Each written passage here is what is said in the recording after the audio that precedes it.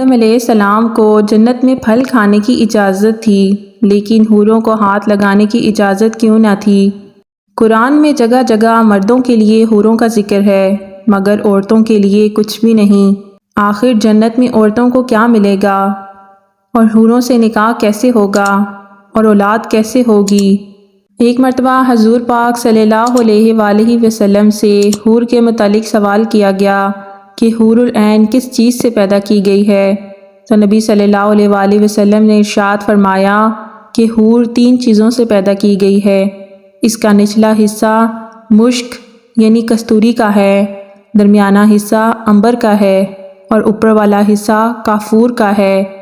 ان کے بال اور آبرو سیاہ ہیں اور نور سے ان کا خط کھینچا گیا ہے۔ حور عین جنت کی پاکیزہ، خوبصورت، گوری اور بڑی آنکھوں والی عورتیں ہیں۔ یہ دنیا کی عورتوں سے جدا ہیں، لیکن جنت میں داخل ہونے کے بعد دنیا کی عورتوں کا حسن حوروں سے بھی زیادہ ہوگا۔ وہ حوروں کی سردار ہوں گی۔ مومنین کے لیے جنت میں ہر چیز میسر ہوگی جس کی وہ خواہش کرے گا۔ اگر وہ اولاد چاہے گا تو اس کو اولاد بھی ہو جائے گی۔ ایک حدیث کے مطابق اگر کوئی جنت میں اولاد کا خواہش مند ہوگا تو اس کی خواہش ذرا مختلف طریقے سے پوری کی جائے گی۔ مثلاً بچے کا حمل، کی پیدائش اور اس کی انتہائی عمر یعنی 30 سال تک پہنچنا ایک پل میں ہو جائے گا۔ جنتی لوگوں کو اللہ تعالیٰ 100 آدمیوں کے برابر طاقت دے دے گا۔ حضرت ابو ہریرہ سے مروی ہے کہ نبی صلی اللہ علیہ وآلہ وسلم سے دریافت کیا گیا کہ کیا ہم جنت میں ہم بستری کر سکیں گے؟ تو رسول اللہ صلی اللہ علیہ وآلہ وسلم نے فرمایا، جب جنتی اپنی اس خواہش سے فارغ ہو جائیں گے تو جنتی عورتیں دوبارہ پاکیزہ اور کمواری ہو جائیں گی۔ جنت میں انسانوں کا نکاح حوروں سے کیا جائے گا، اور حوریں انسانوں سے الگ تخلیق کی گئی ہیں، اور انسانوں کو مٹی سے پیدا کیا گیا ہے۔ حضرت آدم علیہ السلام کو مٹی سے تخلیق کیا گیا تھا، لیکن انہیں حوروں کو ہاتھ لگانے کی اجازت نہیں تھی، کیونکہ انسانوں کا نکاح انسانوں سے ہی ممکن ہے، نہ تو کسی جن سے اور نہ جانور سے۔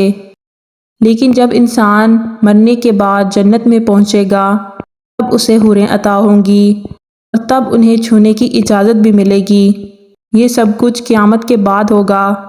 ایک روایت ہے کہ اللہ کے دوست کے لیے ایسی بیوی ہے جس کو آدم و حوا یعنی انسان نے نہیں جنا، بلکہ اسے زعفران سے تخلیق کیا گیا، یعنی جنت میں بغیر ماں باپ کے پیدا ہوئی۔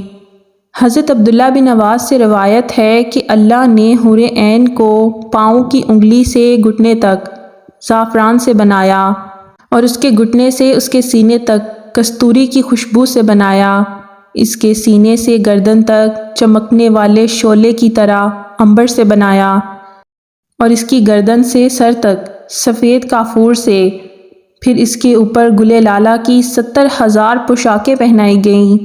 جب وہ سامنے آتی ہے تو اس کا چہرہ زبردست نور سے ایسے منور ہوتا ہے جیسے دنیا والوں کے لیے سورج، اور جب وہ سامنے آتی ہے تو اس کے پیٹ کا اندرونی حصہ لباس اور جلد کی باریکی کی وجہ سے دکھائی دیتا ہے۔ اس کے سر میں خوشبودار کستوری کی بالوں کی چوٹیاں ہیں، اس کے پاس ہر چوٹی کو اٹھانے والی خدمت گار ہوگی۔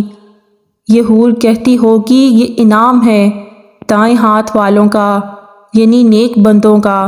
سورہ واقعہ کی آیت نمبر 35، 36 اور 37 کی تفسیر میں آتا ہے اللہ تعالیٰ جنت میں داخل ہونے والی خواتین کو نئے سرے سے تخلیق فرمائے گا۔ وہ ہمیشہ کنواری رہیں گی۔ ان کے خاوند جب بھی ان سے ملاپ کریں گے تو وہ ان کو کنوارا پائیں گے، اور شوہروں کی ہم عمر ہوں گی اور اپنے شوہروں سے بے انتہا پیار کرنے والی ہوں گی۔ اللہ سے دعا ہے کہ وہ ہمیں نیک عمل کرنے کی توفیق عطا فرمائے اور جنت میں نبی کریم صلی اللہ علیہ وآلہ وسلم کا ساتھ نصیب فرمائے۔ آپ سب سے گزارش ہے کہ درود پاک پڑھ لیجئے اور کمنٹ میں ڈن کر دیجئے۔